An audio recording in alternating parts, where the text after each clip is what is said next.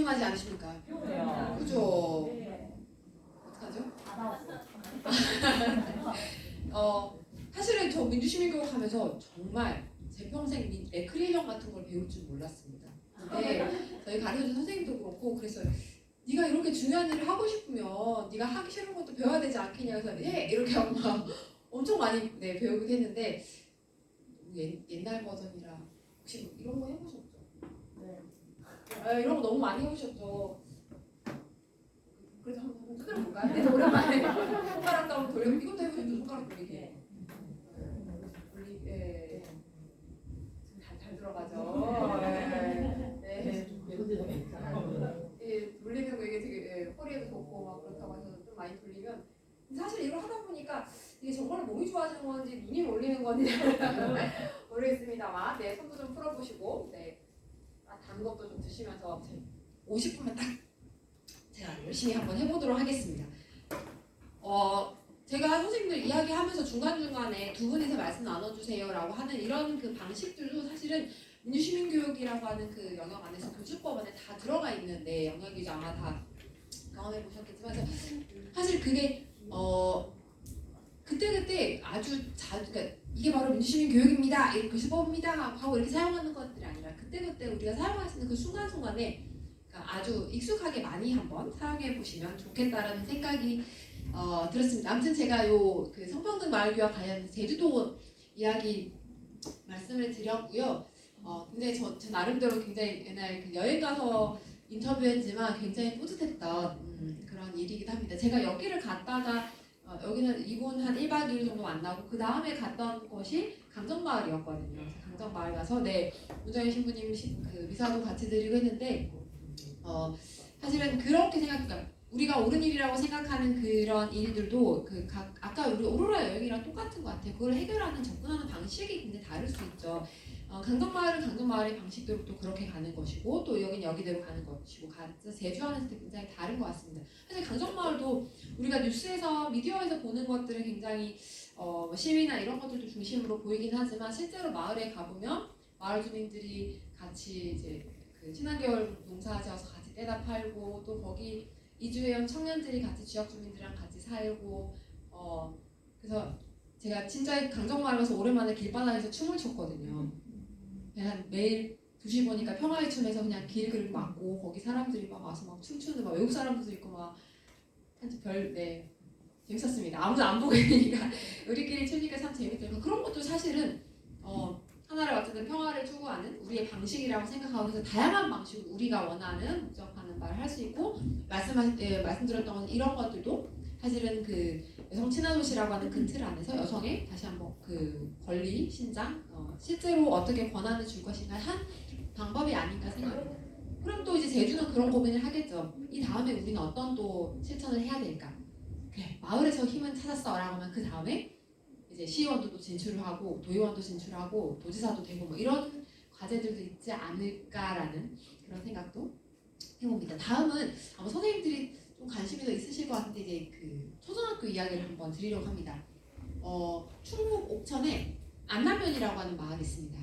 혹시 옥천 향수 고향 옥천인데 정지용 씨 시도 있고 또 유경수 여사의 생가도 있는 굉장히 재미난 도시인데 여기 안남이라고 하는 동네는 옥천군의 중심지에서도 굉장히 좀 멀리 떨어진 약간 외진 동네예요. 그래서 근데 여기 이 지역이 살기 좋은 지역 공동체 안남이라고 해서 대한민국 주민자치 1번지라고 하는 이름이 붙여질 정도. 그러니까 이거는 행정에서 뭔가 명명한 것이 사실 그래요. 행정에서 주민자치 니네가 1위다 2위다 어떻게 얘기를 하면 이건 자치인데. 그러니까 안남은 스스로 이렇게 주민자치적인 삶을 살고 있는 곳이고 아까 그 제주도 마찬가지로 안남도 지역발전위원회라는 것들이 있습니다. 이 안에서 풀뿌리 민주주의를 이루고 있는 굉장히 재미난 지역이라고 하는데 혹시 다음 기회에 뭐 답사나 이런 기회가 있으면 꼭 한번 가보시길 추천드립니다. 실제로 이 마을에서는 이장님이 군의원이 되는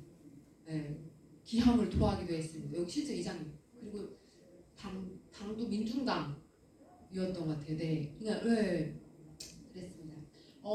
이 마을의 특징 하나는 그 금강 이제 금강 충청을 흐르는 그 물줄기인 금강에 여기에 그 금강수기금이라고, 그러니까 도시에 있는 국민들에게 그 상수원 지역이라서 여기 발전, 그러니까 뭔가 그 하수 처리 시설이나 이런 발전을 못 하게 되고, 그래서 여기에 지원되는 금강수계 기금이라는 것들이 있어요. 그래서 일반적으로 이런 지원금이나 이런 것들이 나왔을 때 뭐 마을에 큰 뭔가 뭘 짓는다라든지 이런 식으로 하는데, 여기는 이걸로 작은 도서관을 만들고요. 그리고 여기에 안남면 마을 순환 버스를 운행하고 있어요. 여기도 그 안남면이 아까 말씀드렸던 것처럼 그 중심지랑 굉장히 많이 떨어져 있어서 주민들의 교통이 불편하다. 그래서 안남면을 계속, 이게 바로 안남면 바로 옆에 있는 면 이름이 뭐더라? 하여튼 거기를 도는 버스를 만들고, 그렇게 이제 사단법인으로 안남 지역 공동체를 만드는데, 어쨌든 이 마을 안에 주민들이 어떻게 살아갈까 이런 것들 자체적으로 굉장히 고민하는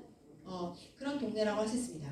이게 실제로 안남면 마을 버스고요. 여기가 안남면 배바우 도서관, 작은 도서관이라는 곳입니다. 바로 초등학교 옆에 있어서 뭐 아이들 어른들 할 것 없이 굉장히 많이 가는 동네인데, 제가 그 민주주민교육과 이것이 무슨 관련이 있느냐. 네.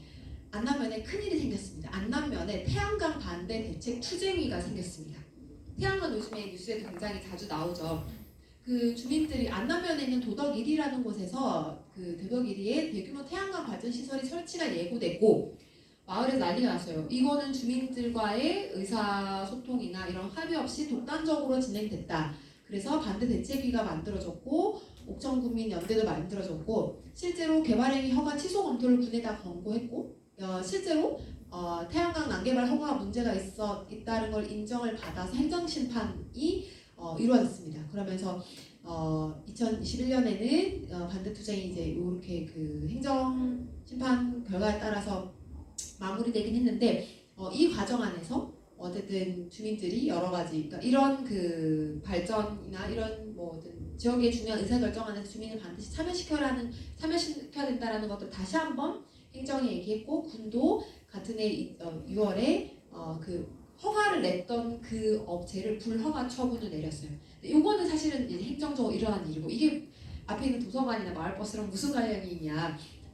마을에서, 아이고, 여기 뭐야, 어떻게 마을에, 여기 있는 초등학교 마을에서 이 학교 선생님이 이걸 보신 거예요.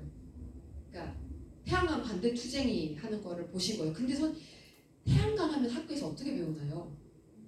친환, 지속 가능한 재생 에너지라고 배우는데, 기후 위기에. 근데 마을에 태양광 반대 이렇게 막 플랜카드가 붙고 뻘겋게 붙고 이러니까 아이들이 뭐라고 할까요? 보면서 선생님, 왜 이걸 반대하나요?라고 이제 문제하는 거예요. 이게 이제 그러니까 학교에서 배운 것과 왜 우리 동네 주민 어른들 너무너무 좋고 우리를 항상 보살펴 주시는 아이들을 위해서 이렇게 도서관도 만들어주고 마을버스도 정례 어떻게 이런 일이 생겼습니까? 하고 난리가 난 거예요. 그래서 이 학교 선생님이 이건 안 되겠다. 학교 안에서 그 프로젝트를 해서 마을 환경 프로젝트 수업을 하고 4학년 여기는 한 학년에 10명이 안 되는 굉장히 작은 마을이기 때문에 아이들 교육과정에 만들어서 한번 이걸 다루어 보자라고 하신 거예요. 실제로 여기 학교에 계신 선생님들도 사실 그 교사는 파견되니까 마을을 잘 모르고 이런 것들을 하고 싶지만 또 개인과 실제로 마을의 지역 환경에 어떤 관련성이 있는지 이런 것들을 교과서만으로는 해결할 수 없다고 생각을 하고, 실제로 그 아이들이 배우는 수업의 교과에 남는 시수를 다 이렇게 모았더니 한 51시간이 돼서 이걸 가지고 2주 동안 마을환경 프로젝트를 하자. 그래서 이 뜨거운 감자를 한번 다루어 보자라고 이제 결심을 하신 거죠. 저는 너무 흥미진진하더라고요.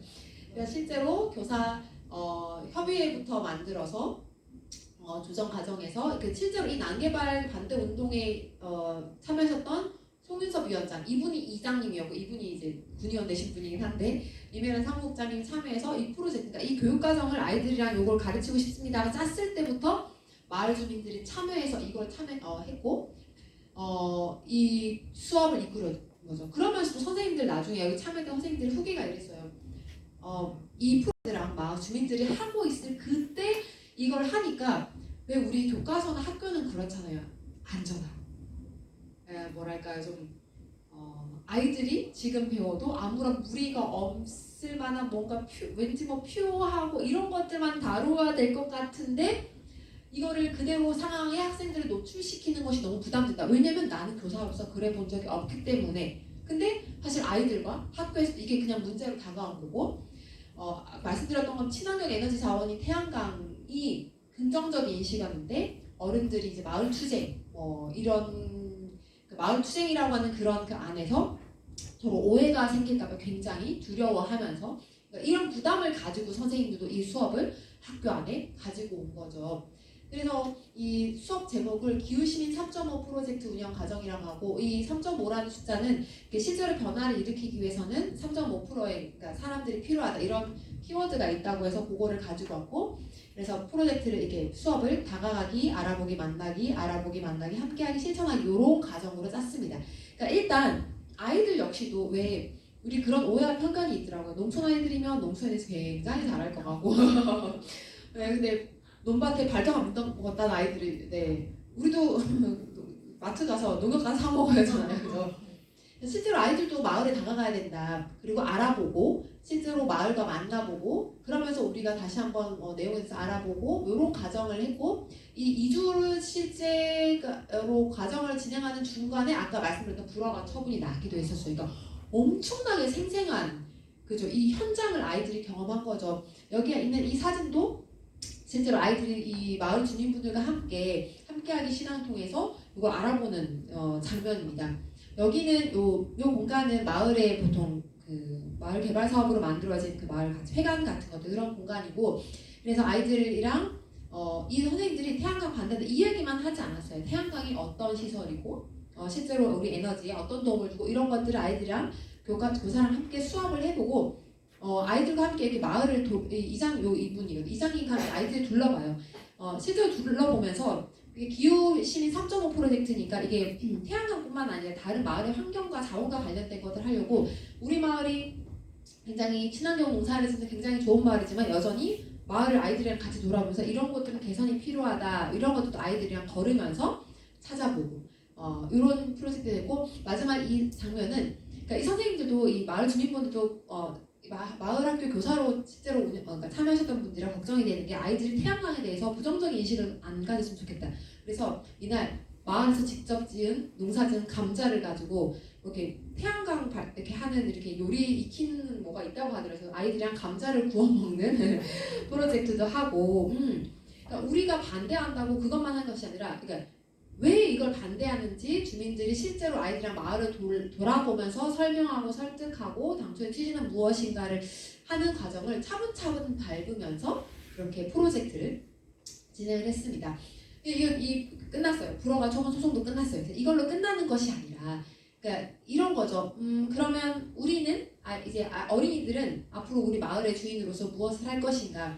그래서 이 프로젝트가 끝나고 아이들이 모여서 또 회의를 해서, 그러면 우리가 한번 실천해보자라고 해서 이제 소위 말하는 아나바다 캠페인을 마을의 그 초등학교의 회관에서 그 강당에서 실제로 진행하기도 했고, 이건 뭐냐면 여기가 여기 빵집이라고 하는데 안남면에서 주민들이 버스 타는 버스 정류장이니까 제일 주민들이 많이 다니는 건데, 여기에서 아이들이 아까 2주 동안 프로젝트 하면서 마을 곳곳을 다니면서 사진 찍고 했던 것들을 사진 전시회를 했어요. 그러면서 아이들이 해설사로 이렇게 어르신들이 버스 타러 오시면 이 사진을 보면 설명을 드리는 거죠.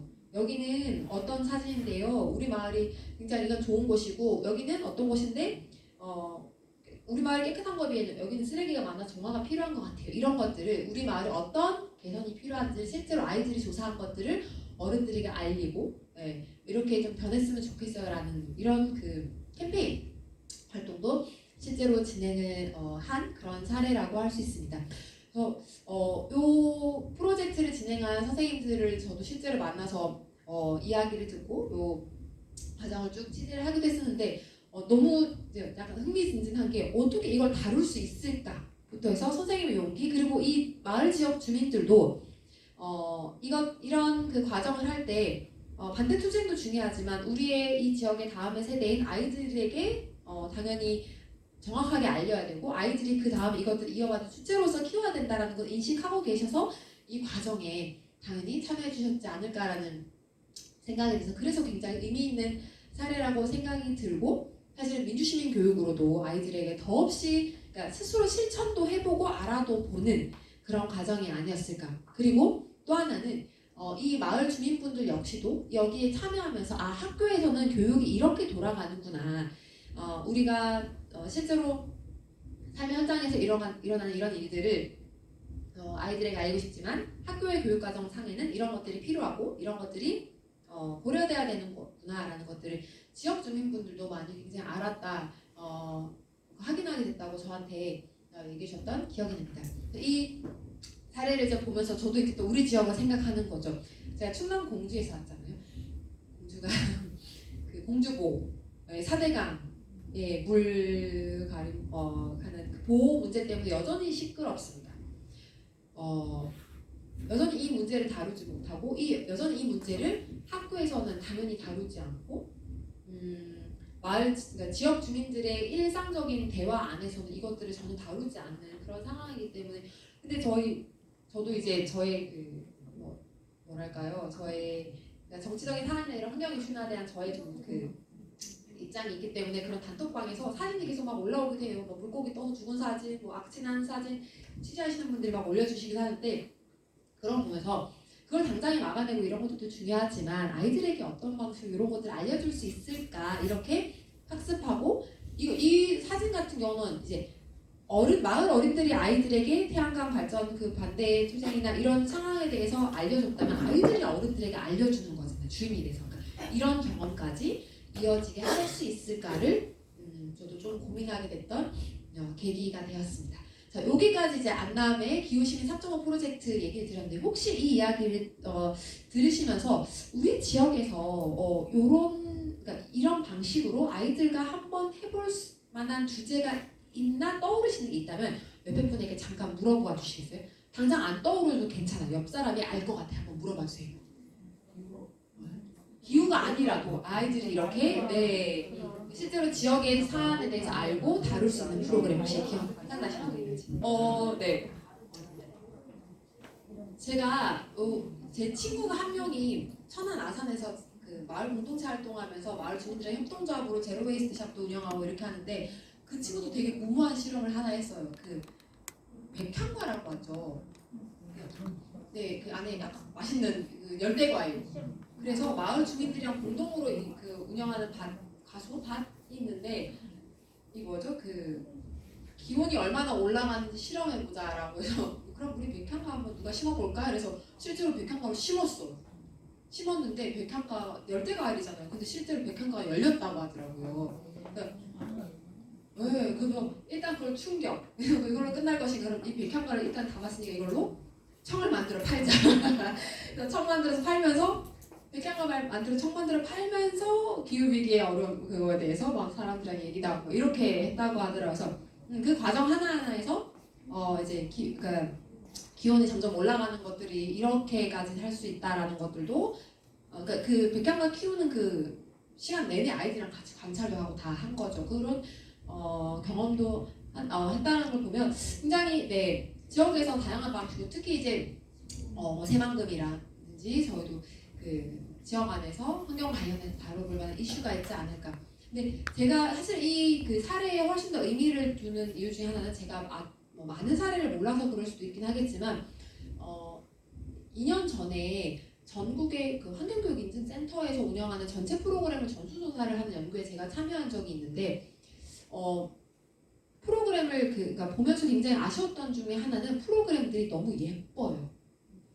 네, 너무 생태 체험 굉장히 중요하고 하는데 프로그램들이 너무 아기자기하고 예쁘고 소중한 그러니까 감수성 중심의 프로그램이 굉장히 대다수를 차지하더라고요. 그래서 사실 그런 것들도 필요한 것이 환경의 감수성이 사실 환경의 실천이나 혹은 환경에 대한 우리 정서를 만드는 데 굉장히 중요하다라고 생각은 하긴 하지만 감수성만을 올리는 거 말고 실제로 현재가 어떤 의 모습인지를 좀 직시하고 그리고 어떻게 이걸 바꿔나가야 될 것인지도 한번 돌아보고 그리고 여기 이 옥천의 태양광 반대 투쟁에서 본 것처럼 우리가 지금 실제로 생활에서 직면하는 갈등의 상황은 굉장히 복잡하잖아요.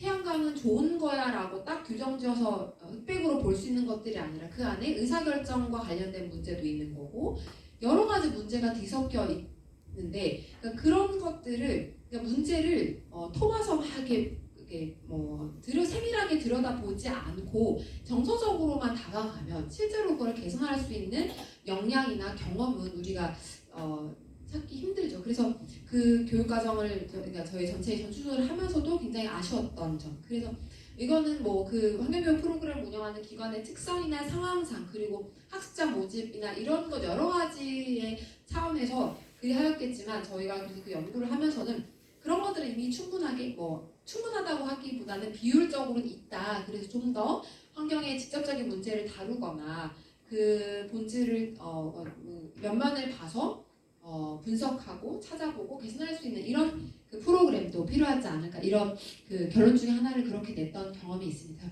그러니까 이런 것들도 지역 안에서 어느 수준에서나마 꼭 환경이 아니라고 할지라도 말씀드렸던 건 지금의 복잡한 어떤 지역사회 혹은 우리 삶의 문제들을 뜨거운 감자를 다뤄보는 그런 교육이 필요하지 않을까 생각합니다.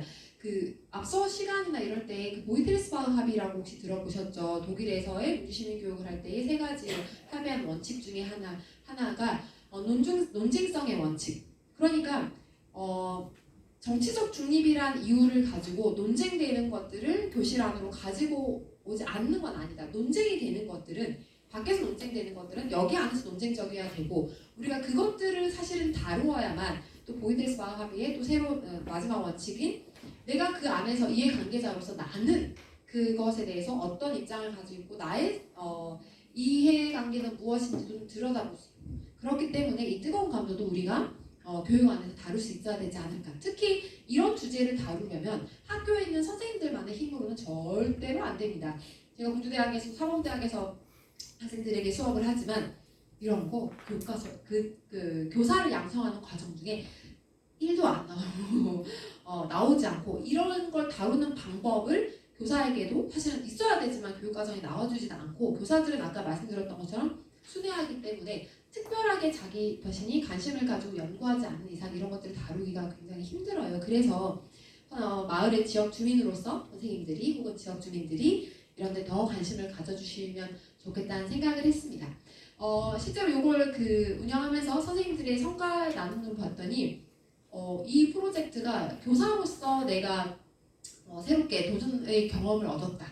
그러니까 이 프로젝트의 기후심의 3.5라는 그런 아이들에게 새로운 경험을 주는 것도 있지만 교사의 성장의 시간이었다라는 것도 굉장히 유의미했고, 그러니까 이 교사들도 초등학교 교사들도 딱 자기 수업 중심으로 하지만 여러 아까 국어, 영어, 과학 여러 수업을 같이 이렇게 연결해서 51시간이라는 프로젝트 수업을 했기 때문에 교사에게도 성장의 시간이었고 학생 참여를 넘어서 학생이 주도하는 수업이 이루어질 수 있었다는 것들, 초등학교에서도 이것도 충분히 가능하다는 것들, 그리고 삶과 암이 연계된다. 우리는 이론적으로 삶과 암 계속 연결해서 이야기해야 된다고 하지만 우리 성인의 삶에서도 그렇고 아이들의 삶에서도 교과서, 학교와 삶은 너무나 분리되어 있다는 것들, 이런 것들이 연결되는 경험하는 것들, 특히 이제 이 안남면이 굉장히 유명한 곳이었다고 말씀드렸잖아요. 근데 여기 이 유명한 지역에 근무하는 교사들도 우리 마을이 어떤 곳인지 잘 몰랐는데 이 경험을 통해서 마을에 대해서 더 잘 알게 됐다고 평가해 주셨습니다. 마을도 이런 경험을 얘기해 주셨어요. 안남이 농촌 공동체로 굉장히 잘 되고 있는 곳이긴 하지만 농촌 사회의 주민 주체를 키우는데, 그러니까 이 아이들이 다음에 우리 지역의 주민이 되려면 어떻게 이들을 키워나가야 되는지에 대해서 그러니까 좀 더 아이들에게 가깝게 다가가는 계기. 이전에는 도서관도 있고 마을에 순환버스도 있었지만 실제로 교육과정이라는 것을 통해서 아이들에게 조금 더 다가가는 계기가 되기도 했고 마을에 대해서 충분히 알고 교감하는 교육과정이라서 그러니까 어린 아이대로의 느낌이 있을 테다. 그래서 주변을 둘러보면서 경험할 수 있는 프로그램이었고, 그리고 이제 아이들이 돌면서 단순히 수학물을 챙겨가는 게 아니라 먹어보기도 하고 우리대로 우리식대로 들어보는 이런 과정이 의미 있었다라고 이야기를 해주시기도 했습니다. 그러니까 이 기후시민 3.5 프로젝트의 당초의 교사의 의도, 환경 수업을 해야 되겠는데 마을에 이런 이슈가 있는데 이걸 좀 마을 주민들이랑 같이 풀어보고 싶다라고 하는 아이들에게 그런 생생한 경험을 주고 싶다라고 교사는 의도했지만 사실은 그것보다 훨씬 더 큰 효과를 가지고 온 프로그램이 아닌가 생각이 들었습니다. 이거 넘어가도록 할게요. 네. 자, 다음 마지막 제가 오늘 소개해드릴 사례입니다. 뭘 하고 있는 것 같으신가요? 회의하는 것 같고 엄청 집중하고 계시는 오늘 제가 얘기 들었을 때 앞에 뭐 이렇게 분양 정보 같은 거 설명해 주는 사진 같다라고 말씀해 주시게 되는데 아마 대부분 다 알고 계시는데 그 신고리 569기 공론화위원회 를 진행했을 때의 장면입니다. 엄청 열심히 공부하시죠. 이 많은 분들이 조금 시일이 지난 그 사례이긴 하지만 여전히 그 공론화가 몇 년 전이죠? 3년 전인가 대입과 관련된 공론화도 있었기도 하고 계속 이런 그 공론화 작업이 뭐 지역 단위로 작은 지역 단위로도 혹은 국가 단위로도 운영되고 있었는데 사실 이런 과정들이 굉장히 잘 정리된 곳이 신고리 569기라는 이 이야기를 꼭 드리고 싶었습니다. 공론화위원회가 어떻게 교육이랑 관련이 있을까? 어마어마한 관련이 있더라고요. 잠깐 이 과정을 말씀을 드리면 공론화위원회 안에서 주민들, 시민참여단을 뽑고 이 안에서 전문가 그룹이 투여되기도 하고 국민 투기 프로그램을 통해서 공론화위원회가 권고하고 국민의 뜻을 받아들여 정부가 최종 결정한다. 이 과정으로 실제로 공론화 작업이 이루어졌었죠. 자, 이 슬라이드가 이 원자력을 찬성하는 쪽의 슬라이드입니다. 중단하면 세계 인류 우리 원자력 산업이 붕괴합니다라고 해서 쭉 이렇게 슬라이드가 있었고 이런 자료들이 그 외부에 공개된 이런 작업이 이루어졌다는 자료인데요. 그 원자력 그 지속을 반대하는 쪽의 슬라이드는 사실 외부 공개 제가 잘 구하지 못했습니다. 근데 이 공론화 작업 안에서 참여했던 그러니까 운영을 실제로 참여했던 한 변호사님을 알게 돼서 이 말씀을 들었는데 그 변호사님이 그런 얘기 하셨어요. 이 찬성하는 쪽은 너무나 논리정연하게 쫙 이렇게 준비가 잘 됐는데 반대하는 쪽에는 이게 감정이 호소하는 쪽이 굉장히 많았었다. 그래서 우리도 이런 쪽을 더 좀 노력해야 되겠다는 성찰을 얻었다는 얘기도 해주셨는데 이런 식으로 실제로 앞서 이제 그 시민분들이 몰입하고 있는 그 장면에는 이렇게 전문가들이 와서 강연도 한 거예요. 왜 이렇게 해야 되고 각각 찬반의 의견을 듣는 수업의 그 강의의 시간도 있고 정보를 전달하고 토론하는 시간도 굉장히 많이 가졌습니다. 실제로 시민 참여단의 의견은 이러했는데요. 좀 구체적으로 보면 여기 볼까요? 건설 재개가 59.5%, 중단이 40.5%였고 성별별로는 또 이렇게 달렸습니다. 연령대별로 다른 거죠. 이걸 보면서 우리나라가 연령대별로 이렇게 그죠? 우리 이렇게 한산을 바라보는 것도 굉장히 차이가 있구나를 볼 수도 있고 지역별로도 굉장히 다름을 알 수가 있습니다. 근데 전 이게 훨씬 더 중요하다고 봐요. 그러니까 결론은 재개하되 점차적으로 줄여 나간다라고 결론이 났었죠. 물론 이런 결정이 최근에 와서는 또 좀 번복되는 상황이 이루어지기도 했지만 그래서 이것들이 그 공론장 작업도 우리가 어떻게 해야 될지 조금 더 세밀하게 설계하는지 고민해봐야 되겠지만 이 과정 안에서 이분들이 무엇을 경험했는지가 굉장히 중요하다고 보는데 참여했던 시민들의 소감을 들어봤더니 67세 박정숙 씨는 학교 졸업 때 이런 토론이 처음이다. 기성세대와 청년이 모두 공감할 수 있는 자리였다라고 말씀하셨고 차경환경이란 분은 나는 원자력 분야 전문가인데 시민들의 질문 순위 너무 높아서 놀랐다. 의미 있는 결정이어서 어떤 결론이 나도 수용할 수 있다. 보통 공청회는 아수라장인데 이번에 대화를 통해 많은 걸 배웠고 내 생각도 바뀌었다라고 이야기했고 편파적인 부분이 없었고 민주적으로 진행됐다. 공론화 의미가 헛되지 않길 바란다라고 이야기해 주셨기도 합니다. 그러니까 이런 과정을 보면서 그 양쪽의 의견도 한번 각각의 전문가의 의견도 들어보고 이런 것 안에서 시민들이 학습하고 판단하고 결정하는 데 안에서도 굉장히 많은 그러니까 이 사안에 대한 학습도 있긴 하겠지만 토론을 하고 같이 합의하고 만들어가는 과정 이런 것들도 굉장히 중요한 학습이 아닐까 생각이 듭니다. 이것도 그 이후에 이 참여자분들의 그 반응인데 그러니까 입장이 바뀐 사람도 있고 바뀌지 않은 사람도 있고 그냥